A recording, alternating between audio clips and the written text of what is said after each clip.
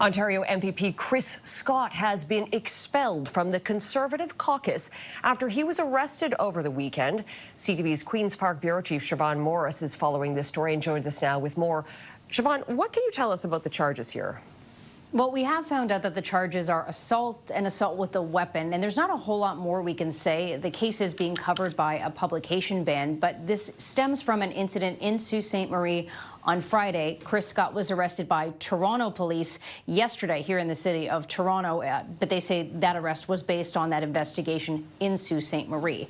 Chris Scott will be back in court on October 22nd. He has been released on bail, and he will be appearing back in court on that date. But not much more we can share about what led to that investigation, what is behind those charges exactly, again, because that publication ban is in place. But this really dropped with a lot of surprise. Nobody had really known that this was coming. This is a not super well-known MPP, just elected in the election back in February. He was a backbencher, a parliamentary assistant to the Minister of Energy, so not somebody super well-known in the PC caucus, though he had some roles behind the scenes working for the government.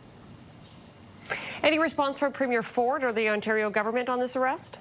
The Premier isn't saying a whole lot. He was at an event just outside Ottawa this morning and said that he had only learned of these charges, these allegations, just before that event in the parking lot, he said. And he was deferring any questions about what happened to the police in Sault Ste. Marie and to Chris Scott himself.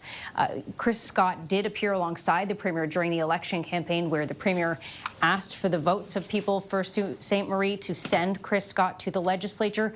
But we aren't hearing anything beyond that other than to say Chris Scott will not be sitting as a PC MPP going forward.